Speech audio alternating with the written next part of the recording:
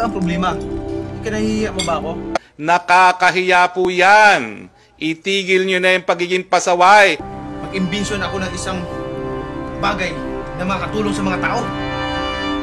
Round 4 po, yung free housing to those informal settlers, especially in Metro Manila.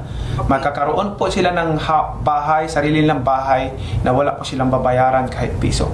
Kayang gawin po yan. And round 5, sustainable livelihood.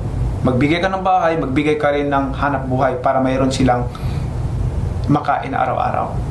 Utu-utuin mo ang lelang mong panot, huwag ang taong bayan. Yung style mong yan, style bulok yan. Style tradpole yan. Sino maniniwala sa'yo? Biro mo, pag in-announce niya yan, nag-president, ang lahat ng tao sa bundok, lahat ng nasa pamayanan, bababayan, magiging squatter lahat yan. Kasi bibigyan ng pabahay na libre, walang singkong babayaran. Eh kahit ako magiging squatter ako eh.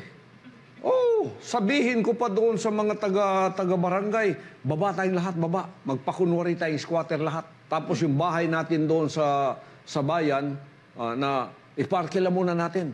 Tapos magpa-squatter tayo doon. Ang squatter colonies niyan, darami doon sa Metro Manila. Di lang doon, pati dito, buong Pilipinas. Bakit kayo lang sa Metro Manila? Kami pala dito sa Mindanao. Kami pala dito sa Visayas. Ang laki ng sakit ng ulo ng ginagawa ng taong ito.